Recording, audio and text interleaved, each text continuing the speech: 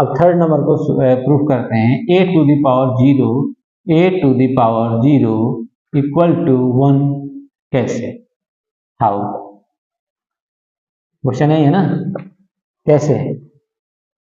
अब देखिए a to the power 0 है तो क्या हम a to the power 1 minus 1 लिख सकते हैं?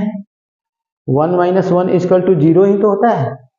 बोलेंगे हाँ सर लिख सकते हैं। जब ये लिख सकते हैं तो हम क्या समझते हैं कि जब पावर माइनस में हो, जब पावर माइनस हो तो भाग लग जाता है। जैसे होगा a to the power 1 by a to the power 1, ऐसे नहीं लिख सकते हैं। जब यहाँ माइनस है तो भाग होगा, बटे के चिन्ह के नीचे आ जाएगा, a टू द पावर 1 हो जाएगा, फिर नीचे हो जाएगा a टू द पावर 1 हो जाएगा, इक्वल टू कितना हो जाएगा a बाई a। तो a बाई a जब होगा तो 1 ही तो आएगा। इसीलिए क्या कहा जाता है, एक और तरीके से चलिए प्रूफ कर देते हैं।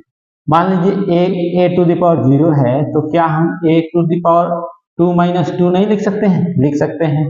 तो a का स्क्वायर बाई ये माइनस है, तो नियम क्या कहता है, जब माइनस है तो भाग होगा, तो a के पावर कितना हो जाएगा 2, ऐसे हो जाएगा।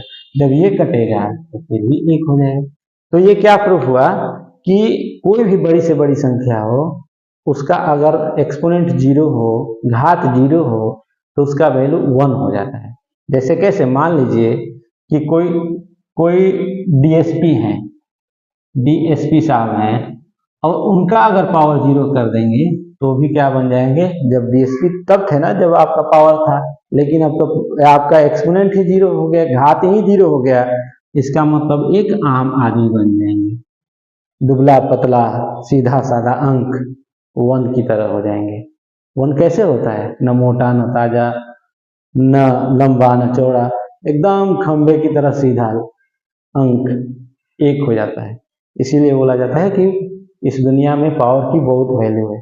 नहीं तो जैसे ही पावर की 0 होगा वैसे ही आपका वैल्यू जो है एक आम इंसान, एक आम आदमी की तरह, या अंक में की भाषा में कहें तो एक सिंगल 1 की तरह हो जाएगा। ठीक है, a to the power 1 equal to a to the power 0 equal to 1।